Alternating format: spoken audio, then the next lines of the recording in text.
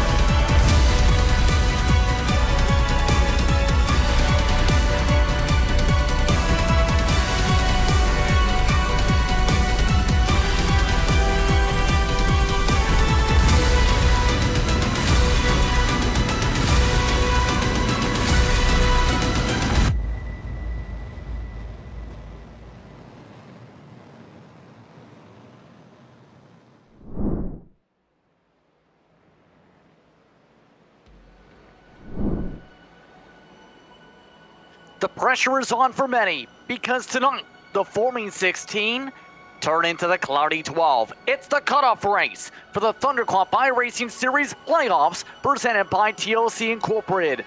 And it all comes down to Watkins Glen International for the Grandma Jan's Hand and Foot 110 at the Glen. Good evening, I'm Justin Prince. Alongside me is Brian Britt, Austin Shire producing as we get set to go here on Grid Vision.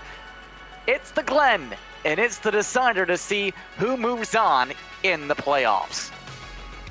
Yeah, definitely going to be exciting to see who is going to move on. I mean, but look at these track temperatures, 133 degrees right now Fahrenheit. That is quite hot. It is going to be quite slick around this 2.45-mile racetrack. Of course, 8 turns featured at this place. And, of course, this is the track I'd say that comes to mind for the majority of NASCAR fans when you think of NASCAR road course racing, wouldn't you say, Justin?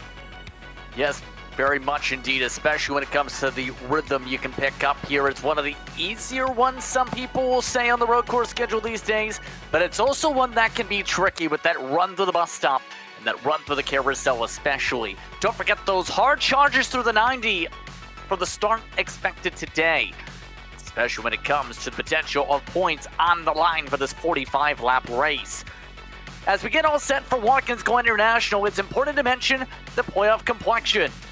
3 drivers are in good positions when it comes to the point standings entering tonight.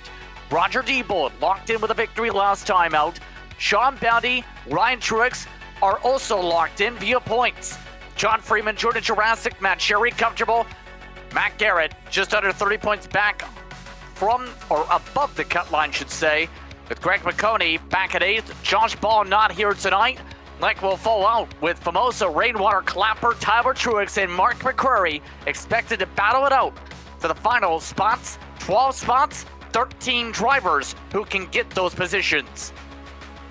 Yeah, it's almost like we're playing a game of musical chairs. One driver is going to not have a place to sit down. That's definitely going to be a big deal. And tell you what, I've been very, very surprised with some of the pace we're seeing out here. And, of course, looks like, of course, we're finishing up warm-up. I will kind of have a little bit of a spoiler alert. Jordan Jurassic with another pole I do believe. Isn't that just something to see that guy? He is such a qualifying talent, isn't he?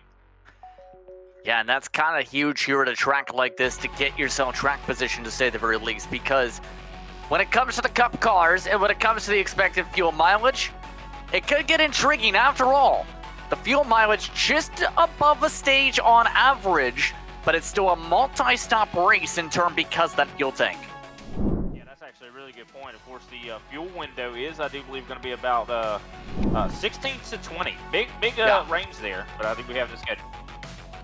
We'll see how it all goes in through here tonight. After all, it is the Wednesday, and what's been a busy week so far here on Grid Vision. Remember, NIS competition at Richmond later this week on Friday night, 9 p.m. Eastern Time. Global Racing League Truck Series at the track, 12:30 p.m. Eastern this upcoming weekend. And with this being the middle portion of the weekend, it's been a busy time for drivers after all. Watkins Glen, not so simple. You talked about with the mileage, but also when it comes to being able to battle with pressure, especially when it comes to not just the schedule for what we've seen on Grid Vision, but more so the pressure of getting the marks down tonight. Oh yeah, these guys have had to really practice quite a bit. Of course, we do have, like I said, a pretty big range, I'd say, on lap times and also skill levels that are out here tonight. And I think that's what's kind of causing a little bit of a discrepancy between the differences in the fuel window. I mean, 16 to 20 laps is what I heard from some of the guys when I interviewed them before the race. And also the stages, 5 and 15, Justin. Now, those are going to be good for points, but they will not be good for a caution. No cautions here, just like we do in NASCAR. Yes, indeed, and that's going to play into some intrigue for the strategy, whether you try and capitalize on the points, or you try and go as far as you can on the fuel tank. We'll see how drivers elect to play it here tonight. Amongst some of the surprises from the practice earlier tonight, you had Derek Dennis amongst the top 3 in the session, a top 10 starting spot so far. We'll see what Hype Dad does here tonight. Not usually see him up towards the front of the road courses, but today seems to be different. Yeah, he's actually, I mean, I'm telling you, in all, I'd say, aspects of this guy's driving, Darren Dennis has gotten better and better. I mean, he has just been somehow, every track we've been going to, it seems like he just improves by leaps and bounds. But I'll tell you what, you watch out for Jordan Jurassic. Last time by, I mean, he had, in practice at least, a minute 12.979. He's been so much faster than the rest of the field here. Well, that kind of just showcased too tonight. Remember, new damage model on these cars, so there is a lot of potential of cars to have parts flying apart here tonight. But as we get all set for tonight's action, one thing to mention, tonight's race is sponsored by Roger Diebold's grandmother, actually, Jan, and her favorite card game. So a shout out to the race sponsor tonight. See how tonight plays out for the Hand and Foot 110 of the Glen after all, brought to you by Grandma Jan. But as the drivers finish up the warm-up session, we're about to get ourselves ready to go with 25 entrants ready to attack this 2.45-mile road course. We're all set to go from upstate New York. Let's take a look at how we'll start things off tonight here from Watkins Glen, New York. Jordan Jurassic on the pole yet again. Jurassic looking to try and solidify his chances for the next round. 18 starts coming into tonight. It's now his 6th pole. Matt Garrett starts alongside with row 2, Tyler Truex and Sean Boundy. Big for Truex, looking to get points to get inside the top 12. Brian Truex locked in, entering the 95th with Foley in 6th. McCurry and Dennis alongside each other in row 4. Then Aaron coming back out onto the racetrack for 93. A charter driver starts 9th. Roger Diebold, the top 10. Of course, 11th place, Greg McConey, Chase Leahy in 12th. 13th, Noah Rainwater. 14th, Greg Vial. 15th, Matt Cherry. 16th, Anthony Burleson. 17th, TJ Lee. 18th, Robert Condon. 19th, Robert Walton. And, of course, rounding out the top 20 here is Alan Marshall. Back into 21st position tonight, Justin Clapper. He needs spots and quick to start off the action. Scott Famosa right alongside. Last on the grid tonight, Brandon Schumann. John Freeman, big deal because he crashed in qualifying. Justin White is in the control tower tonight, despite his best efforts. And Kyle Newkirk rounds out the grid here from the Glen. So 2 drivers did not set times in the qualifying session due to incident points. Brandon Schumann did attempt laps, but didn't have one count. We're able to get the positioning on the track. So as we get set around the racetrack, what are your keys to victory, Brian, to get a road course win, especially since it's not the Roval, it's the Glen? Well, I mean, I think just like the Glen, just like the Roval or any other road course, I think the real key here is going to be not making mistakes. I think everyone is going to make a mistake. Someone's going to put a tire wrong. I think every single person actually is going to put a tire wrong. It's just about limiting those mistakes. Just not doing as many, and of course, depending on where you make that mistake and how severe it is. I mean, there's certain portions of this racetrack that are, as you can see on your screen, literally have metal guardrails on each side. If you make a mistake coming through some of these sections and you hit those guardrails, that could end your race. So that being said, I should rather say, when it comes to tonight, who do you think's got the best shot to come away with the road course race win? After all, the last time we raced on a road course a while back was Ryan Truex, all the way in the regular season. Well, that's going to be tough. I mean, Ryan Truex, of course, starting from the 5th place. I think Jurassic, he's got a good shot at it, just considering he's got track position. He's also got a lot of speed. I think it's all going to be about consistency, though. So we'll have to see who's going to be consistent. I think it's too early for me to really make a call on who I think is going to win this thing. Just about all set to go for tonight's action. It's the one and only road course race, the 2013 postseason, brought to you by TLC Incorporated. Getting all set to go for the TLC start zone. Start off the first stage. Stage 1 ends lap 5, stage 2 on lap 15 tonight. All ready to go. Jurassic on the right side of the track. Left side for Matt Garrett. Green flag is out. We're racing from the Glen. Yeah, Jurassic with a really good restart there. Caught everybody kind of sleeping. I think he might have spun the tires a little bit, though. As he comes into turn 1, he is secure. Yeah, there he goes. He's going to lock him up. Into turn 1, he goes really wide. Also, we see the 69. Trouble. Big problems, I do believe, for McCrary. McCrary indeed has crashed, and John Freeman has hit him. So two teammates collide a bit. McCrary to the back of the field, and with nose damage as a result of a side swipe off that front side by Freeman in the back of the field. Side by side, built up in the heart of the field with Boundy and Reed Foley up the inside for the bus stop. Also, like I mentioned, Tyler Truex had a little bit of a bad start to there, or should I say exit at turn 1. He kind of got really loose, and that caused Matt Garrett to be able to get up there to the 2nd position. Looks like we have singled out, fouled for a second. Oh, here comes Boundy back to the inside of Foley again. Still side by side. There was communication on the radio after the initial pass for the first time to the bus stop. Heading out to the final corners, Boundy not able to make things work on the outside. Now, it's worth noting Boundy is locked in on points as we talked about. So tonight, at least a chance to try battle for the win. Lots of others, well, they're looking to celebrate their birthday with the strong performances. Greg McConey celebrating his 30th birthday today. He'll watch the battle side by side again for 5th. Yeah, Boundy definitely, I think, is showing a lot of patience here. Very hard to pass at this racetrack. Took some really shallow entries, but he was able to back it up enough, or he got a good enough run on Foley to take over that 5th position. Dennis, he's the one I'm really watching at 81. I know that he's been having just such an improvement all season long. He's now starting to hound the 15 here. Yeah, already lots of pressure being built up. Drivers like Dennis taking peaks. Same for Debo there on Aaron. No dice quite yet. One thing to mention when it comes to some of the various paint schemes tonight, you may notice some of the various drivers like Aaron are running along with the custom design tonight. DNQ and MPM, their drivers will be participating in a Fantasy Garage 56 scheme. Essentially, they're done iRock style, showcasing all their sponsors as well as promoting an upcoming event, 2024, the 24 Beers of Daytona, which is an event affiliated with the Case Cracker 200 that Grid Vision broadcast just a couple weeks ago. Oh, I remember that race. I mean, don't even remind me.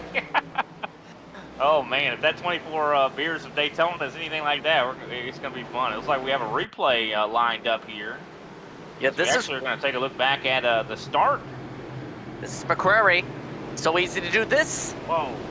But watch the second part. That little bit of air crushed in the front nose. Yeah, I think that might have been a little bit of a, let's say, some net code there. Looks like a little bit of contact there. Unfortunate. I think looks like he got loose under gas, applying the throttle. And it looks like Matt Cherry trying to make something happen here. I do believe on Greg McConey at the moment.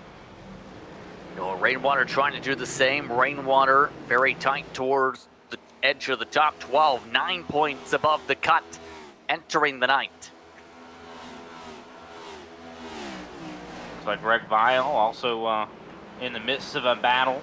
as well. Has Freeman right on the rear end. And I know Freeman, you said, had a bad qualifying effort. Had to start, I do believe, at the rear of the field. He's now up to 14th. So not a bad day. Oh, big wiggles there for the 5 as he comes off the final turn. Well, McLovin definitely probably not loving how he took qualifying, because the first lap had an invalidated lap. If you have any incident points at any point during the lap, even a 0x, it does not count. It's considered an abnormal lap by the sim. On his second lap, he missed a whole corner section and immediately towed the car. Hearing that Robert Walton has some motor troubles, he's had a meatball flag pop up, so Robert Walton has had to come down to the pit lane due to motor engine trouble. Yeah, he is now 3 laps down. Now remember, I do believe we are getting close to the end of stage 1. Going by very quickly here as we look back at Robert Walton to see exactly what took place. From the 6-6, really loose out of turn 7, I do believe, and into the guardrail. That was in the opening stages of the race. And as a result, we have our first potential DNF, or at the very least, our first major repair stint of the day. Meanwhile, white flag is out for the stage final time around. Brought to you by RL Productions already.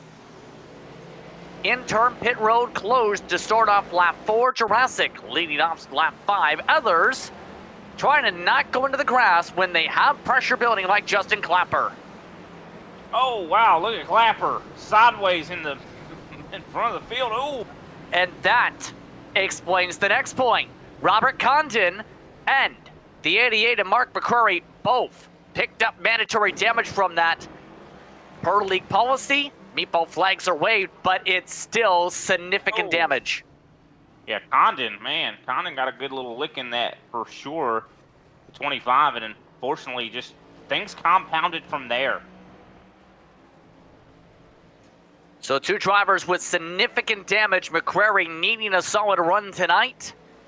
Not getting the run needed so far. You know who is running away from the field in the early stages? This driver. Jordan Jurassic coming out of the final corner. Takes stage 1 and builds some more points over Garrett, Tyler Truex, and Ryan Truex. Sean Bounty currently in 5th. Reed Foley, Darren Dennis, Thomas Aaron, Roger Diebold, Greg McConey, all inside the top 10 to end off this opening stage. Good time to mention, as the pit road reopens for stage 2, tonight's action brought to you in part by TLC Incorporated, the premier service provider for lawn sprinklers, landscape lighting, drainage services, and garage makeovers with nearly 40 years of experience. For more information, call 888-PIC-TLC tonight. Jurassic continuing to dictate the pace, the lead about 1 second over Garrett.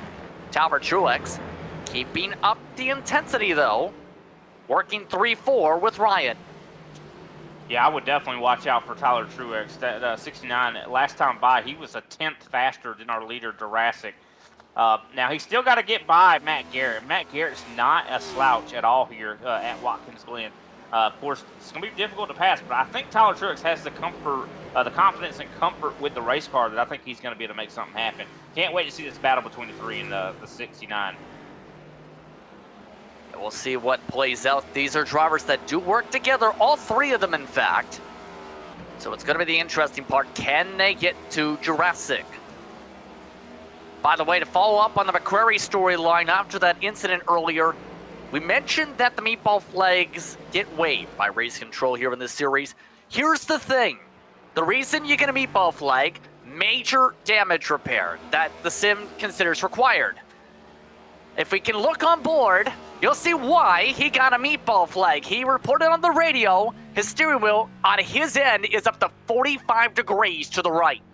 Oh, wow. And that's got to be, that's something you could probably deal with at a different track like an oval. But at a track like Watkins Glen, that could be just so hard to deal with. So he is back on the racetrack, though, so gotta give him a lot of credit for that. Of course, he did go down and get that, for the most part, fixed, as I do believe we're going to be taking a replay here. Robert Condon, the RL Productions boss man. Oh. A little bit of an unforced pit exit. He was also amongst those with the damage from that incident. And it looks like Condon, in live action, has elected to try and get it fixed because he's gone backwards on the track from that one. You know who's someone in the grass, though? The Speed Kings car. It's Dennis, who's gone off and lost time. Yeah, that's no good. I know he was up in the top 10. Now he's back into 12. You see right there, a lockup on the tires.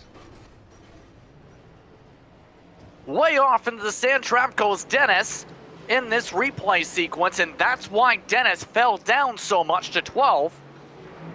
So after a solid start to the night, 1 point leading practice, things have started to unwind a ton for the Speed Kings cars in the worst possible race for it to happen. Well, I mean, you talk about in practice him being, he was pretty much, I think he was top of the board for a little bit there in practice. Now, I mean, that's all well and good. You can turn a hot lap and be fast, but can you be consistent is the question. And I think Dennis just answered that he made a mistake, that he needs more work on the consistency part. But, I mean, he's been growing. He's been getting better. Do not, if he ever listens back to this broadcast, do not be, I'd say, demotivated. Continue to work on it and continue to get better, I think, is the key here. And what I'm noticing also is a lot of these drivers are starting to fall off, Justin. The only person that I'm not seeing a lot of fall off from, and it's actually the exact opposite, is Jurassic. Jurassic, last time by, turned his fastest lap of the race at minute 13.509. Everyone else is starting to fall off. Yeah, I was about to say, as some drivers settle on forward here, in some cases, though, it's interesting. How do I describe this?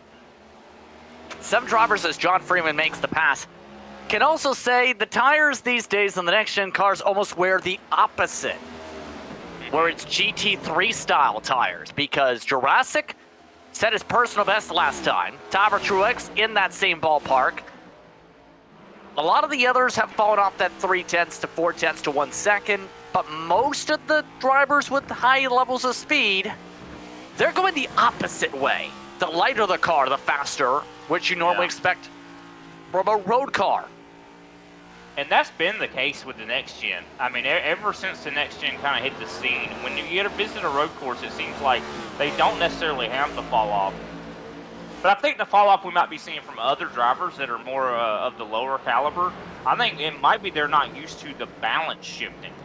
But even, you're seeing a big battle, though, right now. Matt Cherry and McConaughey. Looks like McConaughey has made his way back around Cherry. That was the battle for the top 10.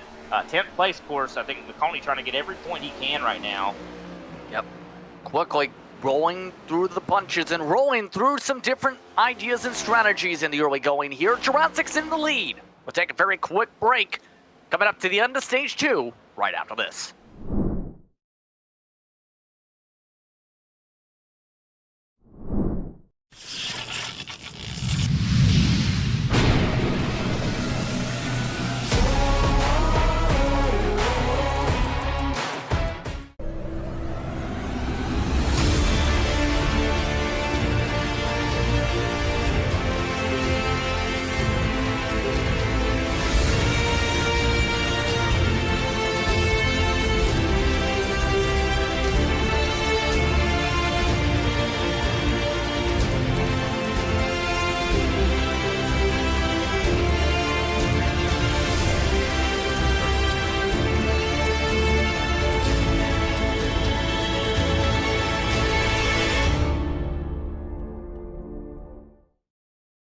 SRI Performance. With over 400 product lines representing the top manufacturers in motorsports, we are your one-stop shop for everything racing. 3 of our brick-and-mortar stores are located in North Carolina, and our newest facility in Brownsburg, Indiana. And 4 trackside mobile stores, you can find us spread out throughout the nation. With industry-leading knowledge, we are only a phone call away to visit our customer service experts. And don't forget, we have the world's largest inventory of used race parts. SRI Performance, and stock car steel and aluminum for everything racing.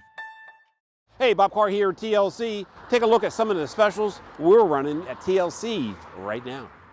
Hey, Bob Carr here with TLC. Storms are in the forecast, so if you have a problem with water standing in your yard, in your basement, now's the time to give us a call here at the office at 410-721-2342. We'll be glad to provide you with a free, no obligation drainage proposal for your property. Give us a call here at the office at 410-721-2342 or hit the link below. We'll respond back to your email, set you up for a free, no obligation quote for your drainage needs. Let's solve that once and for all. Hey, Bob Carr here with TLC. Now's the perfect time to have your landscape lighting system tuned up for the upcoming summer months. Give us a call here at the office at 410-721-2342 and let's get you some light out there.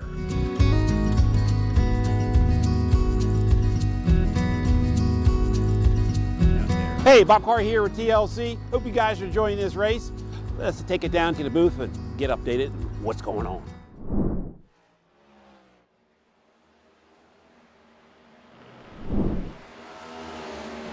Welcome back to Grid Vision for more coverage of the Thunderclap iRacing Series playoffs.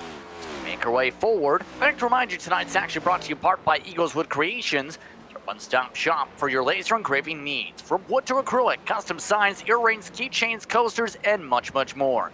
Located in West Creek, New Jersey, but shipping nationwide. It's being purchased and custom made via Etsy or through their website at eagleswoodcreations.com. Follow them on Etsy, Facebook, or at Eagleswood Creations on Instagram. Not expecting any cautions unless there's a track blockage, so important to mention that in.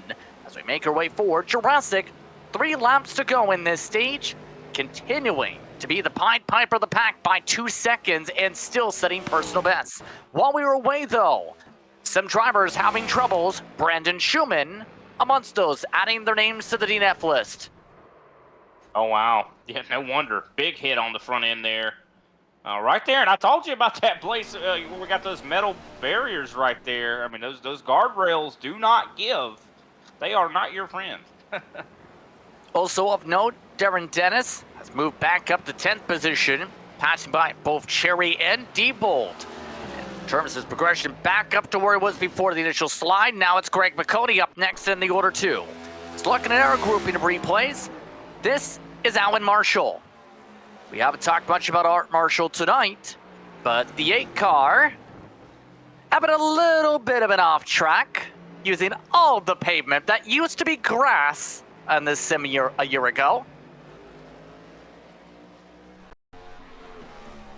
Also, Kyle Newkirk, well, it's a road course, and Kyle is not enjoying it. This has been a problem for Newkirk all night, unfortunately. Yeah, definitely. Luckily, he didn't hit anything right there, but definitely scorching those tires. But taking a look back at the battle for some of these drivers, we're in the final closing steps of the stage. Dennis is coming in quick. He has the slam of the brakes. In fact, he's so quick compared to McConey. Yeah, they've been very... Oh! A little bit too much curve. Yeah.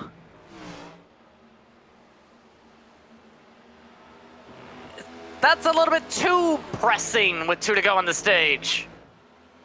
Yeah, and I'm wondering maybe if it's also the fact that he's following in McConey's wake. I know that, downforce is very important at tracks like this. I mean, we've got some long straightaways, some sweeping corners. I mean, I'd say downforce is very important.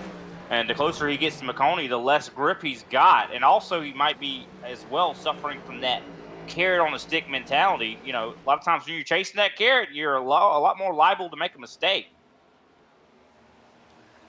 Still no major pounce up yet.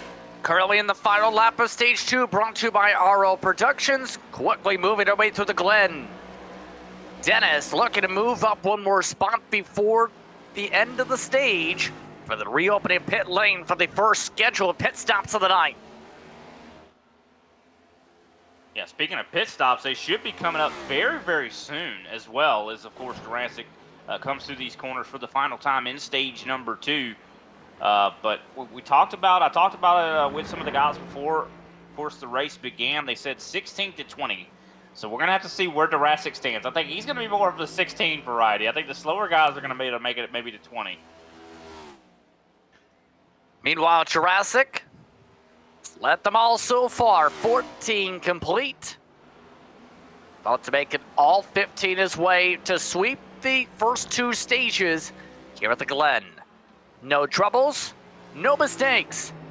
So the MinaPeach.com Chevy continuing to roll here at the Glen. Stage 2 winner, Jordan, Jurassic, Garrett, the Truxes, Bounty the top 5. Then behind them, Foley. Then Thomas Herring holding on to the top 10 after some slides earlier. A huge charge for Freeman into stage points from last on the grid to 8th. McConey holding off Dennis. How about a switch though? It's Cherry making the change. Cherry takes away the final stage point in the final corner. Wow, how about that?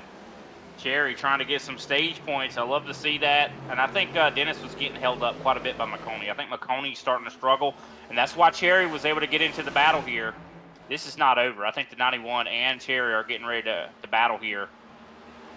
Pit road is open once more. Expecting the fuel pit stops in the next couple moments. Let's take a look real quick at what happened to some of the battles. Bo Condon, he's out of the race now. He came back on the track. And immediately, that was a good return. Yeah, he's just not having a good night tonight. Unfortunate. Probably going to end up packing it up. Just become an observer. So we'll take another replay. Yeah, this is a pass that just happened there. This is amongst the later stages, in fact, with Freeman trying to work around Aaron. A little bit tight.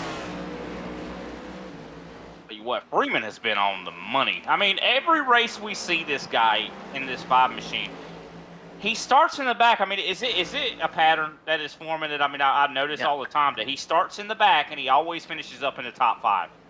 This just happened a couple moments ago. Noah Rainwater having the raindrops fall a little bit into the Armco. Oh no, the leader is turned. Oh my goodness. Trouble. Jordan Jurassic just turned by Justin Clapper. Oh my goodness.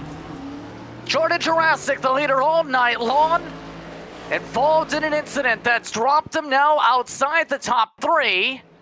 And he has damage, bad damage. What just happened? Clapper, I think Jurassic got a little tight on that exit, and I think Clapper I don't think Clapper did it on purpose. I think Jurassic just did not expect to come up as much, and he's coming down pit road right now. If anything, Clapper, I think, held the line. Yeah, I think Clapper didn't do anything wrong. He held the line. I think that was all on the leader, and that's unfortunate. I hate that for Jurassic. I mean, such a strong performance. I mean, I'm hoping he's already come down pit road, so we'll have to wait and see what this does. But this is going to be big for Ryan Truex. He's now up in the lead. Also, Matt Garrett's down pit road. Yeah, windows open, but Jurassic significantly damaged. So now it's the question, how does Jurassic's postseason now fare out? He picked up stage wins. That might be the biggest help, but it's still borderline, depending on how the night finishes now. Wow, I cannot believe that. I mean, I was just watching Jurassic, and I saw that happen. I was like, oh my goodness. I cannot believe that. Man. Ryan Truex, meanwhile, coming up to that projected lap, this time for the pit stop, can go one more depending on your fuel mileage burn, and still keeps on going. Same set for Bounty and Foley. The only drivers to pit so far, Tyler Truex, 2-lap undercut so far. Garrett, 1-lap undercut. McConey, Dennis, and Vial have also pit as well. Well, we talked about it too, Justin, about how tires don't seem to mean anything. So I don't think undercut really works. I don't know if that's really going to help you out very much. I feel like running it out on fuel is going to be the way to go. Or depending on, we'll see. You want to hear a crazy strategy? This is a strategy picked up for the open side too. That could be a possibility. People were not taking tires at the Chicago street course with the next-gen car a few weeks ago in official racing. That's the big thing. No, I don't think that's actually that surprising. I think that in this next-gen car, I've seen it at the Indy road course. I've seen it at the Charlotte Roval. I've seen it at a bunch of different road courses. To where this next-gen car, they just don't have to take tires. There's not any tire fall off. It actually hurts you sometimes to take tires because you have to get them back up to temperature. So I think a lot of these drivers might end up taking and doing exactly that, Justin. No rainwater amongst those who just peeled on into the pit lane. Tires just taken as well by Matt Cherry. And for Ryan Truex, he's going past the projected window. That's a bit intriguing, as we'll see Aaron come in. I'm surprised he's made it this far. I mean, he's 20 laps into this run. I mean, if apparently the number they gave me on fuel is higher, up towards the 20. So I do believe he's not running slow times. He's not saving. So this is definitely curious. You know what? This makes it a one-stopper. This makes it a one-stopper on the gas if he gets it to the next time by. Same for everybody else. If they saved enough gas to get to lap 22, they might be able to just one-stop it. That would be crazy. If you're able to do that and cut out a full stop, I mean, think about how long these guys are spending on pit lane. 43 seconds from one end to the other. I mean, cutting that much out, that's a huge thing right there. Bad news for Aaron fans. Black flag speeding on pit entry for the 93. So that's a stop and hold for Aaron. Ryan Truex can't get past that lap. Yeah. But does get close to a speeding penalty for a moment. No black flag though. Foley is also in. Bounty and Freeman do make it forward. Or rather, at least Bounty does. Freeman comes in the last moment. Also, a update on Jordan Jurassic. He is out of the race car. That is just so sad and heartbreaking. Of course, Newkirk also out of the race car. Schumann not in the car anymore, and Condon. So that means we have 5 drivers that have significant enough damage that they are no longer in competition. So Bounty, the current leader, first of those who have pit so far, could change because as Dennis comes up slow on the outside of the carousel, Tyler Truex, Ryan Truex close on track. Let's take a look quickly what just happened to Dennis. Now, Dennis and Cherry have been battling for quite some time, and Dennis just, I think, was trying to get by Cherry there, and unfortunately was coming through that bus stop and into the outside wall there with his front nose. That's going to be huge. I don't know how good that car is going to be running after that. Speeding penalty for Foley, so Foley losing all the track position. Sean Bounty coming in at the other end of the pit lane, right at the end of lap 21. So Foley's done his stop and hold for about 40 seconds. Bounty critically makes the fuel window. TJ Lee also able to do the same. Leahy, Diebold, and Burleson, the only others, along with Justin Clapper, who's lost a lap, to make the mark. Yeah, I mean, I think that there's a chance those guys can make it from here, but it's still going to be very, very tough. I still feel like there is a possibility they run out of gas coming out of one of these corners. They're going to have to really be very careful. So, new race leader, Tyler Truex over Matt Garrett. Ryan Truex, Roger Diebold, Sean Bounty, currently how they've cycled with Diebold. And yes, you heard that right in terms of that call out of the lineup. Diebold is still going. Yeah, I think he's got to be saving because, I mean, last time by, a minute 17.631. He very much off the pace compared to a lot of the drivers out there. So I think that he's got to be trying to save gas just to make sure he can make it. And that could work. I mean, we talked about how long it takes to spend on pit lane. If it takes you 40 seconds to get from one end to the other, and you cut that out, even if you're hitting a minute 17-second laps, if you don't lose that much time on the actual racetrack itself, then I think it's possible that Diebold might have to win in the strategy. And I mean, hey, he's been winning here lately. It's worth noting that the difference between the pit lap timings of 4 or 5 laps, 7 seconds. A little bit tight there for Bounty as more stops. Diebold crawling to get to the pit lane. Might need to take a replay. Alan Marshall just lost it in front of the leader, Tyler Truex. Almost had a big accident there for the lead. Yeah, that could have been trouble for the second time today. By the way, Reed Foley, black flag again. Second time today. Here's what happened in front of the leader. Wow. Ryan Truex almost got into it as well, but Not a bad, good on Alan Marshall. He could have easily made that a lot worse. So, as this cycles, Tyler Truex leading for the first time tonight amongst those on the bubble, mind you. And if he was to win, this could likely bump out Clapper and/or McCreary. Remember, McCreary, he's already down several laps or already out by 3/4 of a lap due to damage. So now, this could get wild for that final playoff spot if one of those bubble drivers like Truex keep in front. Yeah, I think Tyler Truex might be saving gas because he's not running his fastest laps. I mean, his fastest lap was the fastest lap of the entire race. And right now, he's not really at that same pace. Matt Garrett's actually a little bit quicker than him last time by. And, of course, Ryan Truex was even faster than that. So I think this top three, this could get really interesting. These guys are all right near each other. I think the battle for the lead definitely not cut and dry here. And we'll have to see if these guys are going to be able to make it, too. If I was Matt Garrett, I think I would sit behind Tyler Truex, maybe save some gas. But I don't think they're really in the green to make it on fuel. I think the only person that might be able to make it would be possibly Boundy. Of course, D-Bowl, but he's back in 12th now. Yeah, this could get very intriguing as the night now goes on. For reference, D-Bold, that's the most difficult part for those drivers who can make it work. They are further back than the race leaders for if they were even to make a second pit stop. They're 46 seconds behind. That is not going to work. And you know what I'm really shocked at, Justin? You mentioned about at the Chicago Street Course that a lot of guys didn't pit for tires.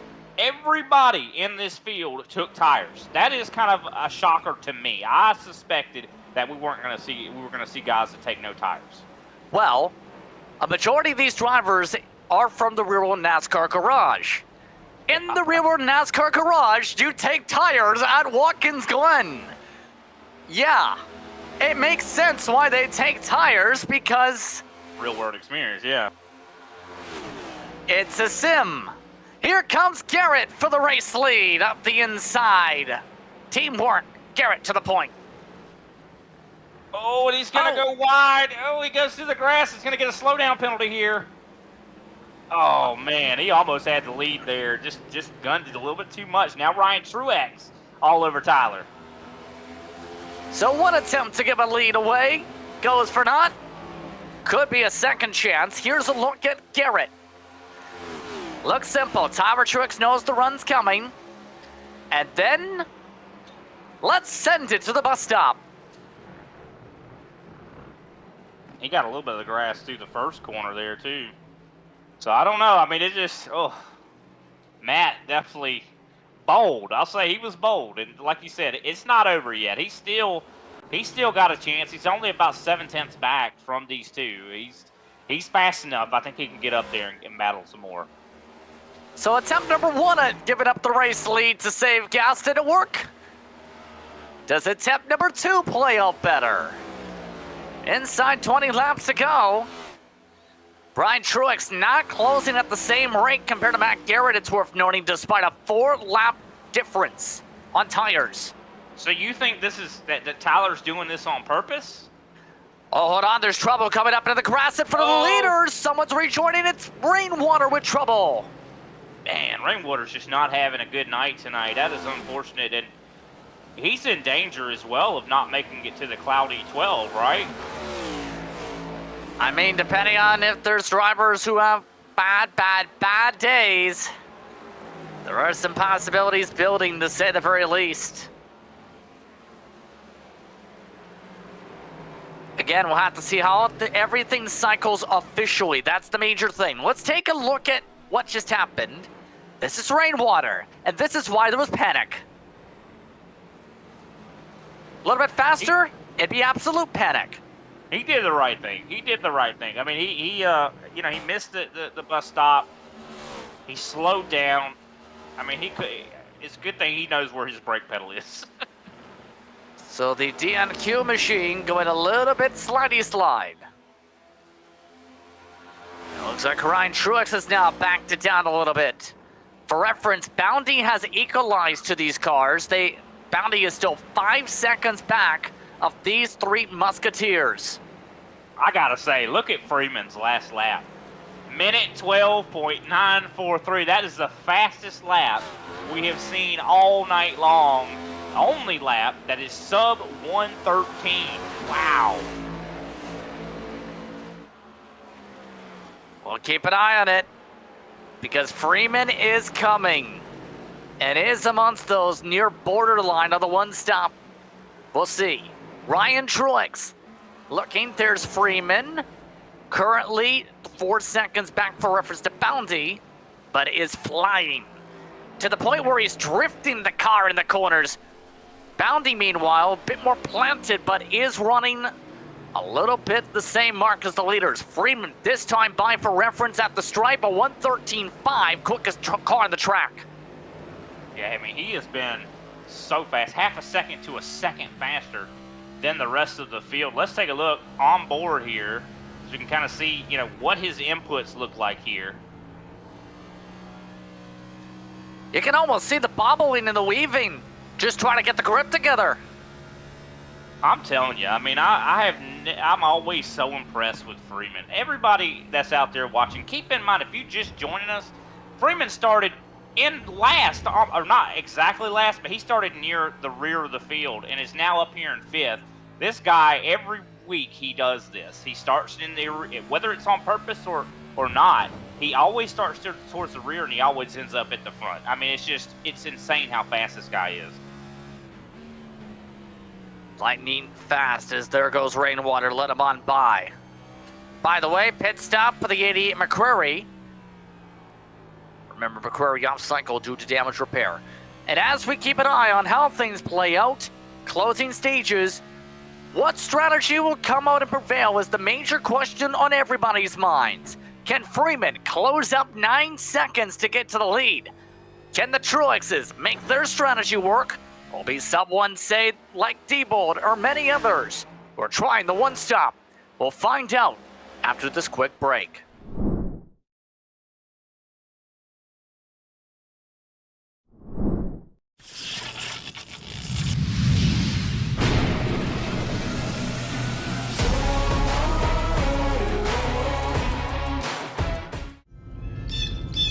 Eagleswood Creations, your one-stop shop for wood, acrylic, custom engravings such as signs, boards, earrings, and much, much more.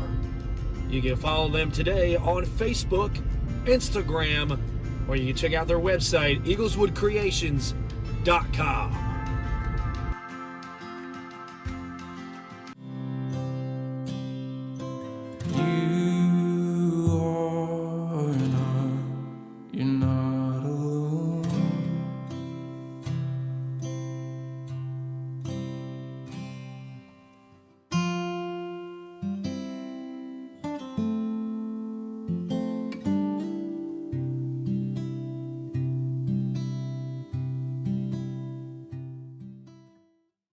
Hey homeowners, you going to drag your hose through the yard in 2023?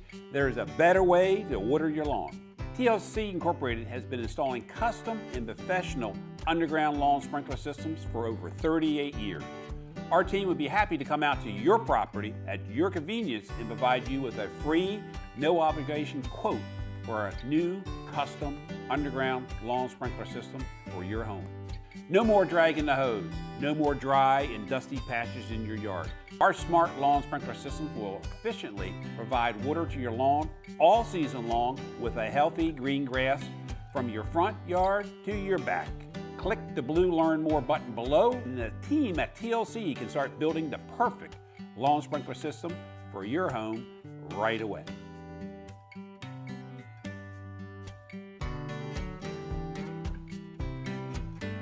Hey, Bob Carr here with TLC. Hope you guys are enjoying this race. Let's throw it back to the guys in the booth.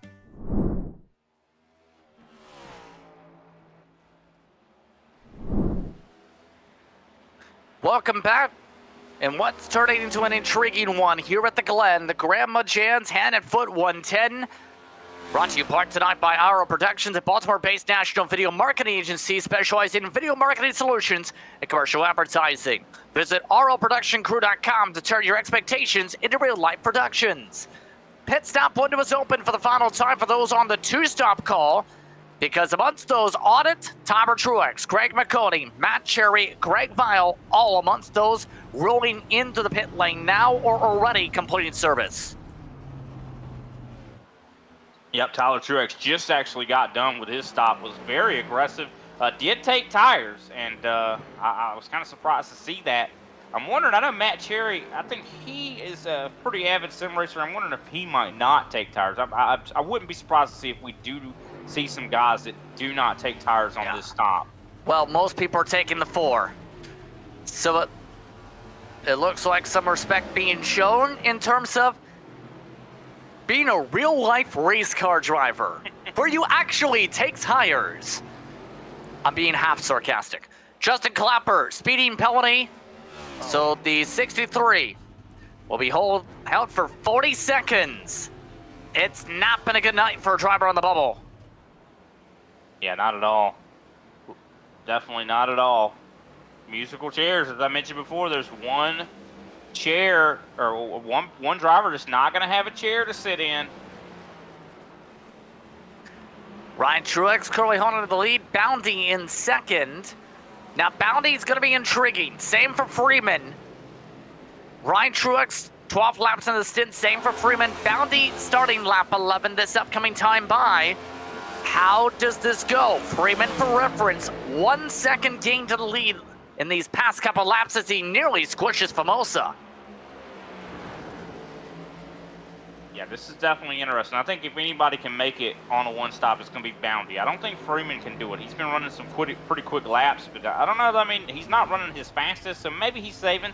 I think if anybody, if no one can make it, Tyler Truex, I think, is the one that is in the best position right now. He came out of pit road in front of Matt Garrett. He came out in front of, even Diebold. If Diebold can make it, it doesn't matter. Tyler Truex is already out in front of him.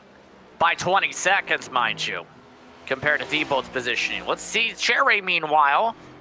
Amongst those also on the two-stop. McConey is all over the track, and McConey's got a problem. He's got a broken part of the car and crashing into the Armco. Just avoiding Freeman. One more crashes into the corner with some smoke and Craig Vile. Formosa just barely able to make it by, and McConey still not out of the woods yet here. Can he even make it to pit road? I think he's still got a little bit more, quite a bit of track to go to get to pit road. It's a broken left front tie rod for those curious. Appears to have been through the S's for Greg McConey on his 30th birthday week. Greg McConey trying to find a way to pit road will have to get repairs done and lose a few laps. That's unfortunate for him. I think he's had some pretty good finishes the last couple weeks. I think he's not in the worst position right now, points-wise. Now, this is just a little bit after the pit window, or rather, this is a little bit too far back. They've been on the track for a while. Let's go to the exact time of this trouble. It's up the hillside to the S's. Looks fine, right? But remember, with this car, you hit the wall hard enough to the Armco like this. Whoa. That breaks your wheel. I'm wondering, that was a weird accident right there. Then Greg Vile's a separate incident. You could already see the splitter on the track. And he was hit a touch bit by McConey. Oh, wow. It was very small contact, but it was enough to do something by the time he got onto the brakes. You see right there, and McConey just lost it. I mean, just a barely touched. On the rear tire. You couldn't even really notice it happening. And right there he finds out something's wrong when it starts hitting and bouncing. Man, just unfortunate there. Gonna Looks be like Vile is he still going? It looks like he's still going. Justin Clapper has just joined the DNF list, by the way, because as we were showing that replay, He also got into another incident with a couple drivers, including Foley. So the 63 car is out of the race. This is why in the 90. Oh, locks it up into one, collects Foley. Oh my goodness.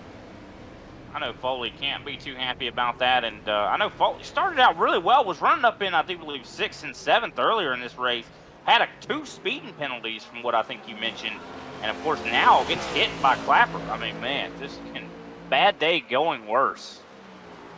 And Greg McConaughey's birthday is getting very worse because on top of the damage repair, he just finished the repair, Brian. His power just went out. In his house? Oh my goodness. It's worth noting that in the Michigan area and in southwestern Ontario, there are current tornado warnings and severe thunderstorms in the region, so there are storms in that area. Unfortunately, that impacting Greg McConaughey. That is unfortunate. I'm telling you, it is a bad birthday for Greg McConaughey. I hate that for him. I got to get the candles out and play board games with the fam, sounds like.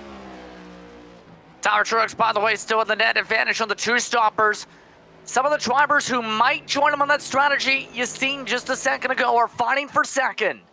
Freeman has reeled in Bounty, and they watch as another car slides off. It's Dennis in the wall. Oh no. Dennis has having such a good race too. Dennis has just had to tow the car after a massive slide, front nose damage already. Here comes Freeman, looking to poke the nose. Not close enough yet, but traffic ahead with Jerry. Of course, he's still a big question mark on these 2 drivers. Can they make it? Here comes, I thought Bounty might have. Freeman is coming down pit road. He's on the same cycle as Ryan Truex, so John Freeman commits to the 2-stop. Bounty continues. Now, if I was Freeman, I would take just fuel here. And he misses his box. That's going to cost him some time. Oh, Freeman's got a black flag. Not only has he missed his box, it's a speeding penalty for John Freeman.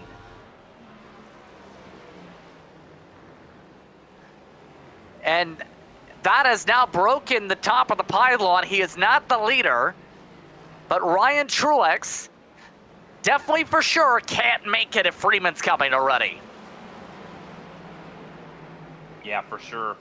So that is crazy. I think, Freeman is not being scored. I think something is bugged out for him right now, and I don't even think it's allowing him to stop in his box. Something weird going on. We'll see how it settles out. No, I think he's in his box now. Okay. We're coming to 8 laps to go. Bounty currently in second. Freeman has just completed service. And now things finalize. Yes, that's exactly where.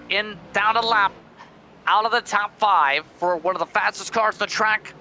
Bounty, for reference, 9-10 seconds back of Ryan Truex on the track. Tyler Truex is still coming down through the final corner. And now keep in mind, though, Bounty pitted 1 lap before Ryan Truex. This is what we were talking about, by the way, with Dennis. Right in front of Bounty and Freeman. Looks like he had a blinking issue as well and locked up the tires right into the tire barrier. And I had to take a tow after that. So Freeman, or rather, the 81 of Dennis out of the race. So the Truex is in control after things spiral for the JCR Racing entries. Ryan Truex continuing. Remember, he went about 21 laps on the previous stint.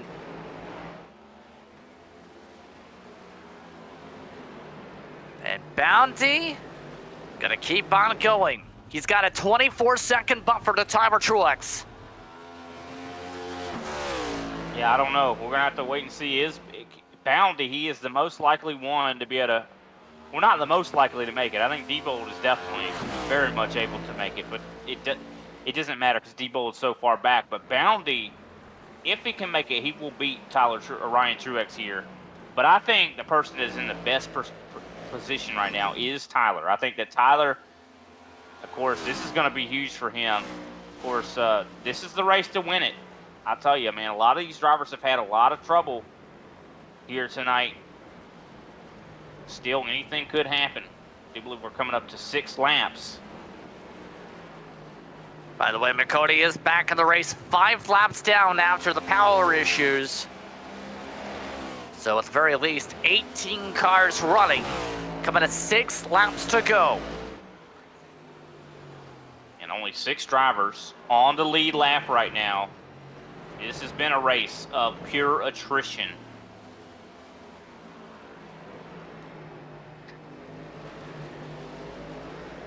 Still moving forward. You see some of the battles starting to pop up. That is for position the backdrop. Tyler Truex still trying to close the ground, but more so, that's Freeman and Cherry for 8th.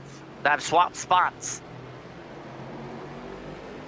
Of course, this race will complete the Cloudy 12. I do want to talk as well about next week, or I should say the next round will actually be Dover, Darlington, and Atlanta, the super speedway version, as we see a big battle going on right now between Lyle, Matt Cherry, and TJ Lee, I do believe.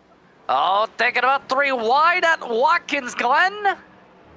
Freeman having to launch it. Cherry nearly hit by Vile, who slides around to the checkup. Yeah, I think this is just pure desperation from Freeman. I think he's just like, I have got to get some spots back here. Coming up to 5 to go, Aaron has just come down to pit, so another driver for the top 5 has fallen. Cherry not able to keep up with Freeman. Here's Ryan Truex. He joins the pit party. And this will, of course, allow Sean Bounty to inherit the lead. What does Ryan Truex do on pit road? I'm definitely going to be keeping an eye on this. If he does end up taking tires this late, I don't see why you would. I just think he would probably just fuel it up and get out of there. Oh, he does. He's taking tires. He's taking 2. He's rubbing the engine. Ryan Truex off and away, a 9.7 second stop. Where's Tyler? There's Tyler. Can he beat out Tyler? Ryan Truex comes out of the pit lane with TJ Lee as the buffer car. This could be the big move right here. This could be the move of the race. How does his handling, though? How does this car behave after taking 2 tires? That's the huge question. Tyler Truex does have some heat in the tires. 1.5 seconds back. Bounty. Right now coming up to lap 20 of the run. Oh, and TJ Lee. A little bit of grass there. Oh, go ahead. Yeah, TJ Lee trying to find a way to get Tyler Truex to go by. Finally does. No time loss. And as to be expected, Bounty keeps going. 4 to go from the Glen. Man, look at the gap, because he has hopefully cut out a pit stop. I mean, he's got 19 seconds. I think Bounty, he has enough of a gap right now. He could start saving if he needs to. And I definitely think he's committed to trying to make it to the end here, but he's not going to have any gas to do a burnout, I'll tell you that. Can he save the fuel to get a road course win? He's already locked in on points, mind you. He can't afford to take these strategies with that point lock and turn. He's the top driver in this round on points, not factoring in wins for the locks.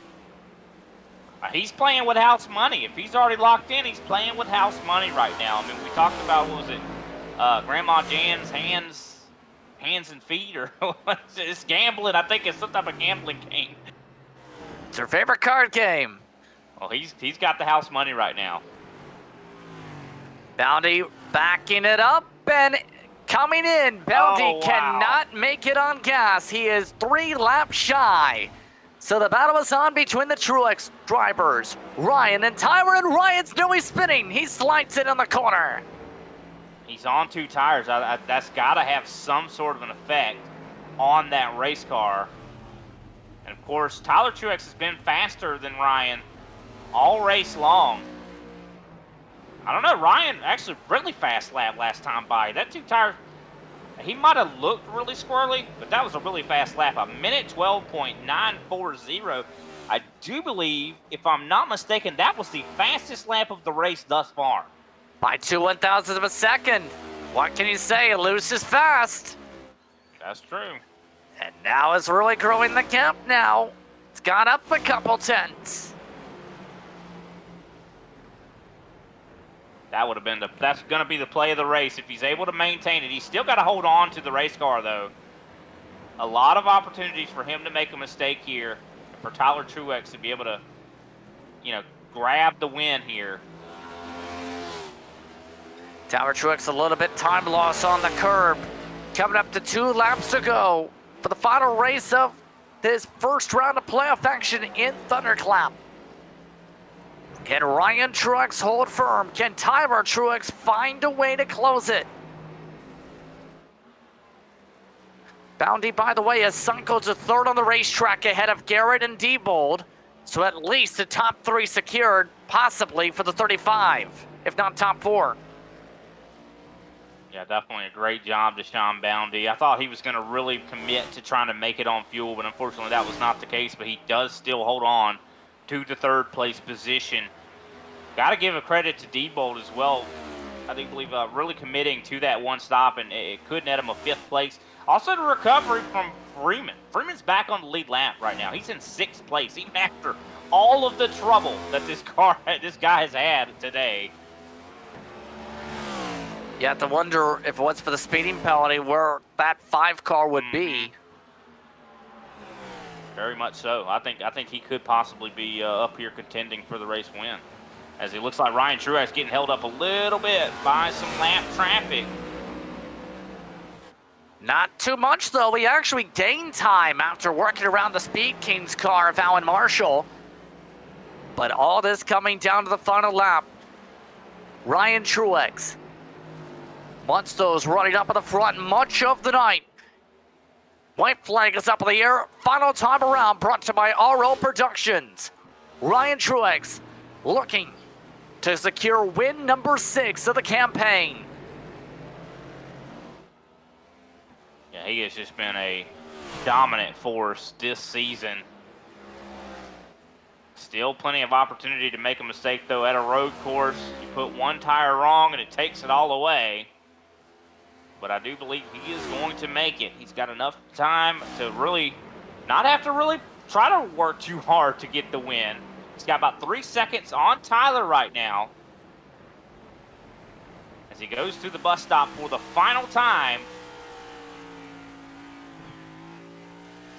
Ryan Truex has been outright dominant all campaign long. The speed's been there for the onset. He's been contender for wins just about every single time out.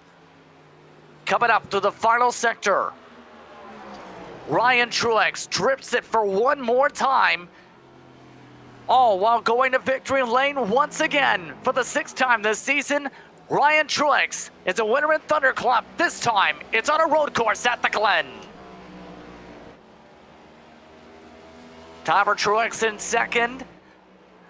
Very needed for his positioning in points. Bounty in good positioning on points entering the night. Rounds out the top 3. Just 7 cars on the lead lap. Garrett and Diebold amongst those. Although Diebold is still having to deal with the 3rd of the race to go, and cars wanting to pass who are laps down. Yeah, hopefully Diebold doesn't run out of gas. He's probably really close. Oh, that's not looking good. He's clutching, in fact, for the top 5. If he runs out of gas, Freeman might catch him. He's coming really close right now. I think Freeman might get 5th away. Freeman, of course, hitting. He's out. Diebold's out of gas. Here comes Freeman for the 5th spot. John Freeman rips 5th away. Wow. And meanwhile, Greg Vile battling with lap cars, able to hold off Matt Cherry. Aaron and Cherry also going along. Check that they were at the tail of the lap. Regardless, Vile holds off the madness as Rainwater finishes out the finishers. Wow, what a race. This is a fantastic showing here at Watkins Glen. But it's Ryan Truex who takes the W tonight. What a night. Once again. Originally it looked like Jordan Jurassic's night, then it looked like possibly John Freeman's night. Instead, it's the versatile Ryan Truex who gets it done with some more photo ops in that 56. It's been all about limited mistakes. I said it at the beginning of the race. That's what it's all been about, and Ryan Truex limited him. Unofficial race results on screen. Ryan Truex once again a winner here tonight for Tyler Truex Racing. Second spot going to Tyler Truex, with them below the cut line entering tonight. Likely very much changes now. Boundy and Garrett, third and fourth, with Freeman in the fifth spot. It's worth noting that Freeman is amongst those who have not gone to the pit lane yet. They are racing in the boot right now. Diebold, Vile, Aaron, Cherry, Leahy, your top 10. And of course, TJ Lee finishes 11th place, McCrary in 12th place, Foley 13th, Formosa 14th, Burleson 15th, Rainwater 16th, Marshall 17th, McConey in 18th, Dennis 19th, and Clapper rounds out the top 20. Of course, a lot of these drivers are multiple laps down. Jay Wow finishes 21st after having such a strong run early on, leading the first two stages flag to flag before a crash at the end of that second stage, starting off the third one, in fact. Newkirk, he's already practicing for Dover.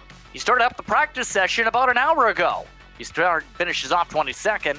Schumann, Condon, Walton, your finishers. Justin White in race control. That's looked top to bottom at your unofficial race results. Here from Watkins Glen for the Grandma Jan's Hand and Foot 110. Post-race coverage continues. Our top three right after this. Racing isn't easy, but experiencing it is. iRacing puts you in the driver's seat with the industry's leading sim racing game.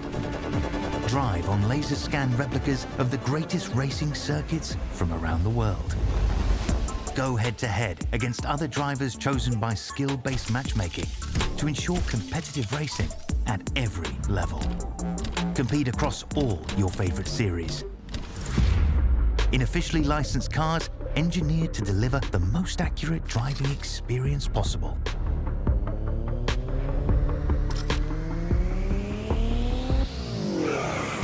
Join a race or host your own with players from across the globe. Race against the computer or in a league with friends. Feel the thrill behind the wheel. Visit iRacing.com.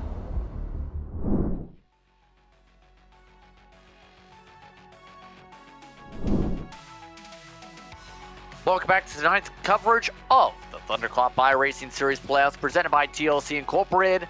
The cutoff round for the opening round of the campaign, an interesting one when it comes to our forming 16.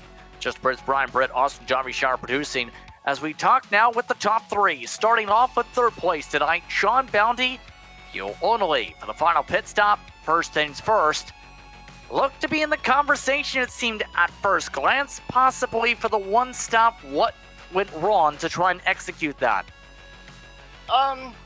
I don't really think anything did. Halfway through that first run, like, I know at the very beginning I was side by side with Foley for the first lap and a half, and I really had to run the car a little harder just to get position.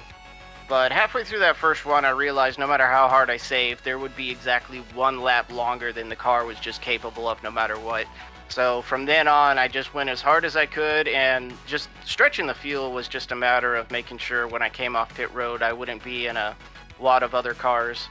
So I just went as furthest as I could, and just kept it on track, being locked into the next round. I don't really have anything to gain or lose, just stay out of everybody's way, run a good, clean race. And yeah, it's just a nice, solid race. Indeed, how would you describe that feel of the race car tonight here at the Glen, especially with the how do I phrase this? The phrase I used before was the magical tires from the GT3s, but on a next-gen car. The car, it requires discipline, but it's not as bad as one might think. It's a little skatey on the first couple laps. It doesn't like cold tires.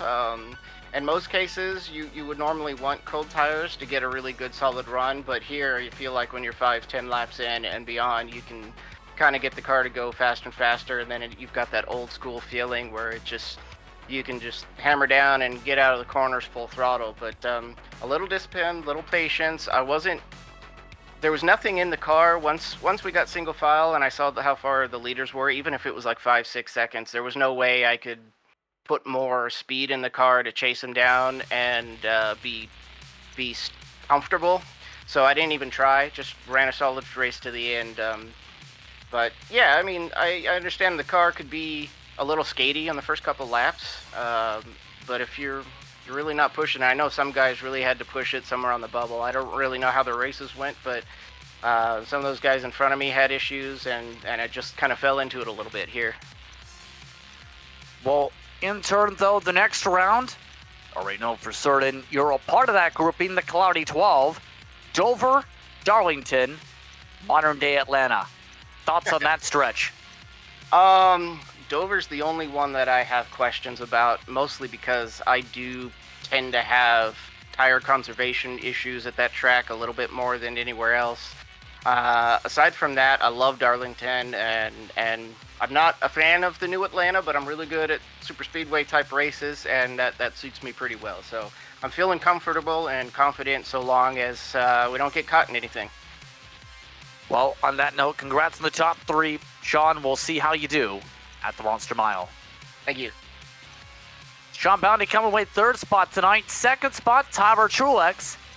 1 point it looked to be Tyler Truex's type of night. 8 laps led. Steadies with Brian. Hey, Tyler, definitely a great job to you. I mean, you were one of the fastest cars out there by far. I mean, the only person that actually was able to beat your lap was Ryan Truex on 2 tires. It seemed like that made him somewhat faster. But before that, you were the fastest. I mean, it seemed like you just were at home here at Watkins Glen. What did you need to get up there to Ryan and beat him? A little less fuel, I guess. I don't know. He just did a good strategy there at the end, staying out longer, not having to take as much fuel as we did, and the 2 tires. Yeah, just got off pit road in front of us there. It was a good race. I mean, all 3 of our guys were really good, me, Matt, and Ryan, which was really good to see. I just was kind of trying to ride there and hit my marks and not overstep it and end up in the grass or something. So yeah, I wish I would have pushed a little harder that last run. I was trying to push as hard as I could without overstepping it, but yeah, when he came out only a second ahead of me, there was a couple spots where I know I gave up a second each couple of the laps there. So that kind of stinks, but at least we got beat by one of our teammates, so that's good. Yeah, for sure. And, you know, 2nd place, not a bad day at all. I think you're going to be definitely locked in into the round of 12 for sure. So definitely excited to see what you can do. What was the preparation like here for Watkins Glen? I know this is one of the easier road courses, but still it has its fair share of challenges. I don't know. I mean, obviously, Watkins Glen really suits us very well. I mean, you see, as Ryan won the race, you know, we all really like our Watkins Glen. So as far as prep, it's kind of just hitting your marks and just repetition. You know, this place is, you got to be perfect each lap to kind of get that lap time. So just like I said, being smooth and hitting your marks is just the biggest thing as far as prep. Really, the main guy that did a lot of prep this week was Matt Garrett, so we appreciate him for giving us some of the insights that he learned prepping for this week. Yeah, he definitely seemed like he had a lot of speed as well. Matt Garrett, I mean, you guys probably should have finished 1, 2, 3 in a lot of ways because of how the speed he seemed to have as well. I mean, all 3 of you were really, really close when it came to pace. Now that you kind of have moved on from Watkins Glen, you set your sights on Dover, Darlington, and of course after that the current Atlanta. Dover going to be in the Xfinity car. What do you feel like that's going to be, challenge-wise? Looking forward to it. That, like I said, that's another good track for us. So yeah, hopefully it all works out. Like I said, that's going to be a tough one, trying to stay out of trouble.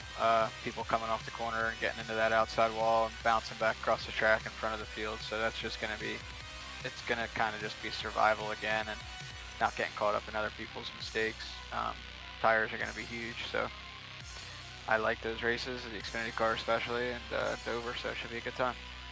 Well, I don't know. It's going to be tough to go against Ryan, considering he's already won there in real life. And of course, so we'll see if you're able to maybe get the win there as well, Tyler. But who can we give a shout-out to before we let you go? I'd just like to thank, like I said, Matt, for all the prep that he does for our team. He does all the paint schemes and stuff, so definitely him. Just all our guys. I enjoy racing with all the ETTR guys. It's fun. Ryan for coming and always giving it to us once in a while. But yeah, next week I think we got him. He's learned a lot from me there. So. All right, Tyler. Thanks for your time, brother. You have a great night.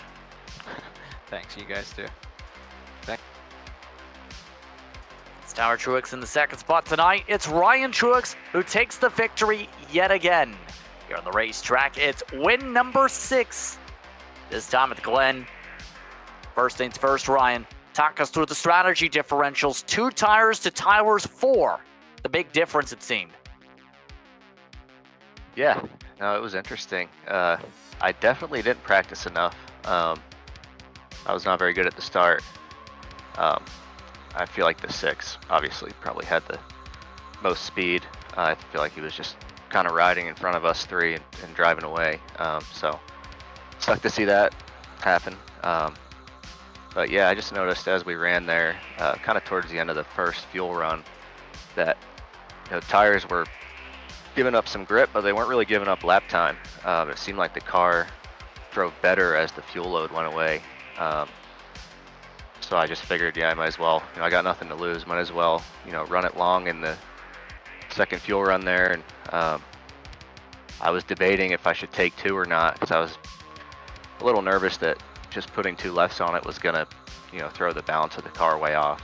I actually clicked the left side button as I was turning into my stall. I just figured might as well go for it. And it actually drove better once I put left sides on it. So with Watkins Glen being a kind of a primarily, fast right-hand corner track with, the carousel and the second half of the S's as you're building speed there, I just felt like it was worth trying. And yeah, it worked out. I thought for sure Tyler was going to have a chance at me. But yeah, like I said, tires just didn't give it up as much as I thought they would, and decided to just do something different and see what happened. What if I told you on iRacing that's the current way it works? That's cool. I wouldn't have guessed that, but yeah, I'm glad my presumption paid off. Well, very positive on the answer. Now, the next race is one that, well, was very big for you a few months ago. It's Dover. First of all, thoughts on going back to Dover, where you picked up that Xfinity Series win a few months ago? Yeah, it should be fun. It's a little different on here in real life just because you don't have that big rubber buildup, and the seams between all the concrete just fill with rubber in real life, and the track gets really rough, and that's kind of where tire management and taking care of your stuff and being really, really, disciplined on running the right line, and just keeping up with the track as the line moves around and the grip changes with rubber. That makes it a little different, kind of evens the playing field. So it's, I feel like on iRacing, it's, obviously pretty treacherous and really easy to get caught up in trouble, or, have the standard Dover deal where, somebody wrecks or checks up in front of you off the corner and you jump on the brakes and spin out yourself. So really it's about, I think, qualifying well and starting up front, staying out of trouble. Obviously green flag stops there are also really treacherous, especially on iRacing. So easy to miss the corner or lock your tires, or, just miss pit road altogether. You just really got to be disciplined. So it should be a fun one. I'm looking forward to it. Hopefully, yeah, it'd be nice to just, win the first one and not have to worry about the next 2 and just, go out and race for fun. Very good insight when it comes to Dover. It's going to be interesting for the Monster Mile, to say the very least, next time out. Well, Ryan, congratulations once again on the victory tonight. The series leading 6th W for you in this campaign. Appreciate it. Ryan Truex, the winner tonight once again. I'd like to thank Ryan Truex, Tomer Truex, and Sean Bounty for taking time to speak with us during post-race coverage here on Grid Vision. Now, it gets intriguing because the unofficial tally of who's in the Cloudy 12 are in. Bounty, Truex, Jurassic, and Freeman are safe. Garrett, Cherry, Diebold, Tyler Truex are in. Greg McConey, Scott Formosa, 9th and 10th.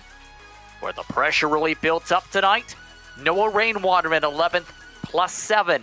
Justin Clapper, +1 to get in over Mark McCreary.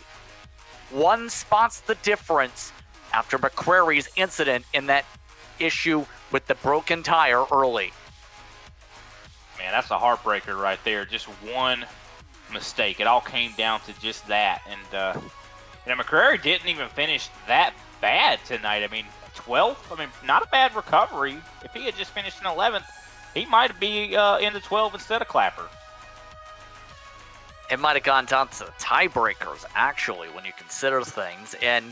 But that virtue, that would have gotten very intriguing because this entire round for Mark McCreary was very, very bad. In fact, Clapper had the better finish in the round as a whole with the 5th in Milwaukee.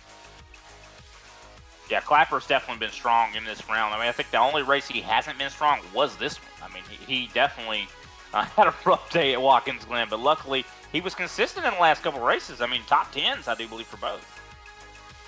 Yeah, it was a good run for Clapper in this round, but the next round of the postseason going to be intriguing. Dover, Darlington, Atlanta Superspeedway.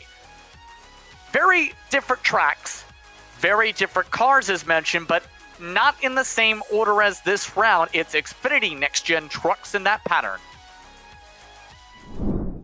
Yeah, it's going to be very interesting, Justin. I think that's kind of a really intriguing set of tracks there because you got 2 very difficult tracks. Dover and Darlington are very much driver tracks, and then you got Atlanta, which is more of a chance track. Maybe if someone chances it and gets it in. Speaking of getting in on the action, you can keep an eye on what's coming up here on Grid Vision. It's on screen here. NIS Open, top split action at Richmond. Who will survive the action track? How many drivers will flip upside down? How many drivers will take the checkered? How many will use every incident point? Find out at 9 p.m. The Global Racing League Truck Series, they get their turn at the racetrack as well. Sunday afternoon, 12:30 p.m. Eastern Time is the start. Grid Vision. On that note, though, it's just about time to say goodbye. I'd like to thank you for tuning in for tonight's action here from Watkins Glen for the Thundercloud iRacing Series playoffs presented by TLC Incorporated for the Grandma Jan's Hand and Foot 110 at the Glen. For my broadcast colleague tonight, Brian Britt, for our producer, Austin Derbyshire, I'm Justin Prince saying so long. Enjoy the rest of your evening. Congratulations to Ryan Truex, your winner from upstate New York.